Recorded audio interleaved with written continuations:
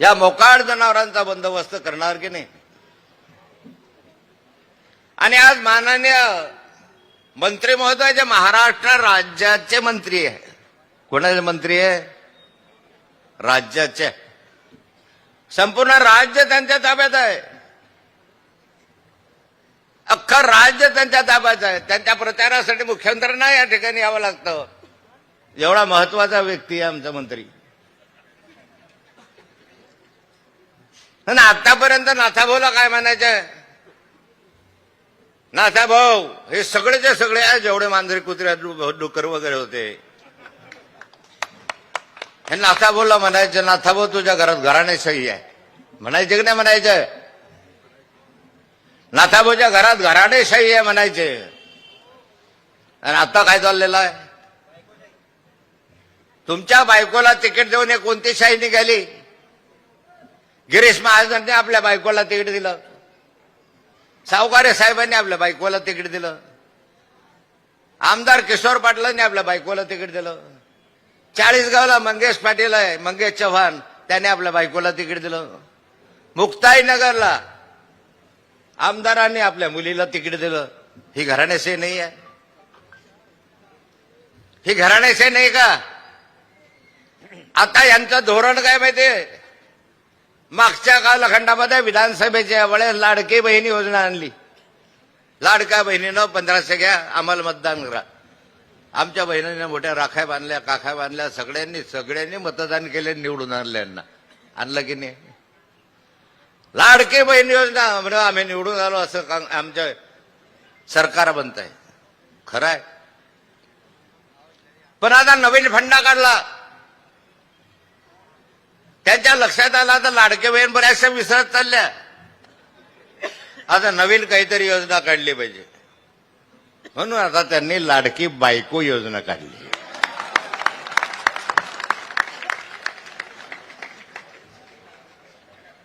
माझी लाडाची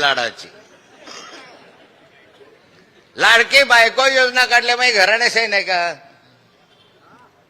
तुम्ही नाथाभाऊवर टीका टिप्पणी करत होता, तुम्हाला अधिकार काय? संतोष भाऊने सांगितलं, ज्यांना मी या ठिकाणी मोठं केलं तेच माझ्या उरावर बसले. खरंय संतोष भाऊ, डोक्यावर उरावर नाही म्हटलं त्यांनी, डोक्यावर नाचायला लागलं. तसं नाथाभाऊचं झालं.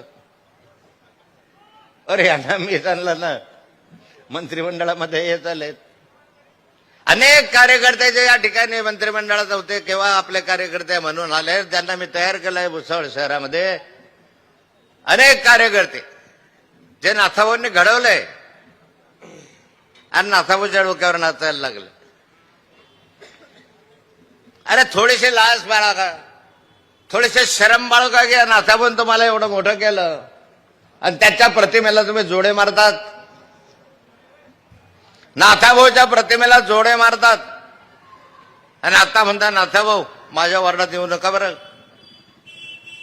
तो शरम नाही वाटले जोडे मारताना? नाथाभाऊ कुठे, तुम्ही कुठे? या गल्लीतले जे मोकाट सुटलेले त्याच्यामधले एक तुम्ही. काय लायकी यांचे? यांनी नाथाभाऊच्या प्रतिमेला जोडे नाही मारले, यांनी समाजाला जोडे मारले. हा सारा समाज जो बसलेला त्या समाजाला जोडे मारले. 40 वर्षाचं आयुष्य आहे माझं राजकारणामधलं, 45 वर्ष. 45 वर्षात हे उद्योग केल्याने विकासाची दृष्टी ठेवली, म्हणून या भुसावळ शहराच्या विकासाला प्राधान्य दिलं पाहिजे, हे आमची भूमिका आहे. आज म्हणता आम्ही सरकारमध्ये तुम्हाला पैसे देणार नाही, तुम्हाला निधी देणार नाही. निधी काय तुमची प्रॉपर्टी आहे का की तुम्हाला हिस्सा देणार नाही? निधी या जनतेचा आहे, तिजोरीमधला. तुम्हाला तो द्यावाच लागणार आहे.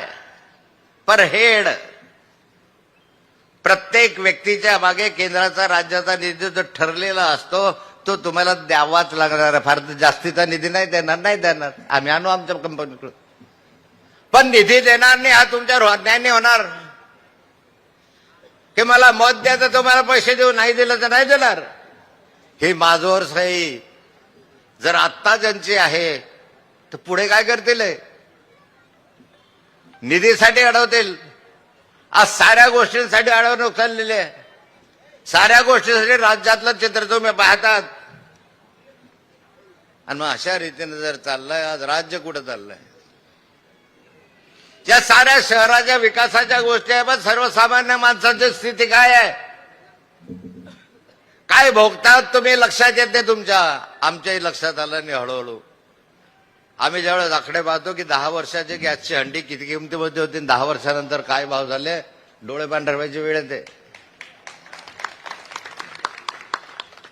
15 वर्षापूर्वी 10 वर्षापूर्वी गोडे तेलाचे भाव काय होते, आज काय भाव आहे. अरे महागाई भराभरा गेली, वर डोक्याच्या वर गेली. आम्ही खालो, तुमच्या उत्पन्नामध्ये वाढ झाली नाही. उत्पन्न आहे ते आहे, पण महागाई डोक्याच्या वर गेली. महागाईचा फटका बसतोय या ठिकाणी. कुणाचे सरकार आहात? आणि मग अशा लोकांना आपण परत मदत करणार आहात. यासाठी मी तुमच्या समोर बोलायचं भरपूर आहे मला, पण शिंदे साहेबांचं ऐकायचं आपल्याला.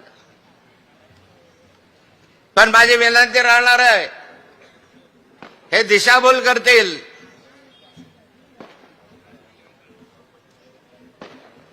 वेगवेगळ्या अफवा पसरवतील.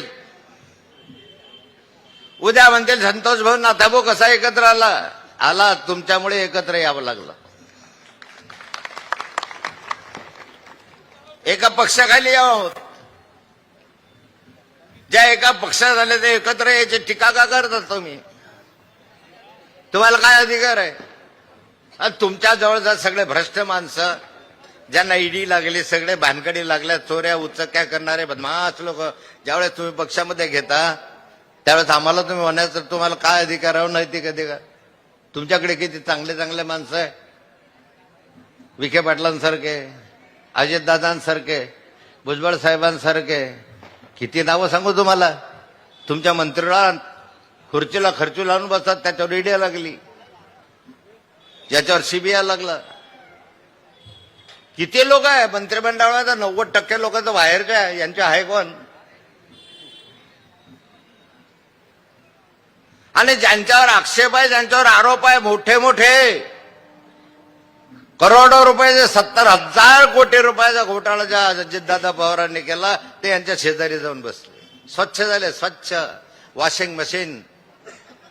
नाथाभाऊ जर तिकडे गेला असता, स्वच्छ होऊन बाहेर आला असता. पण खोट्याला भीडभाड घालायचे नाही.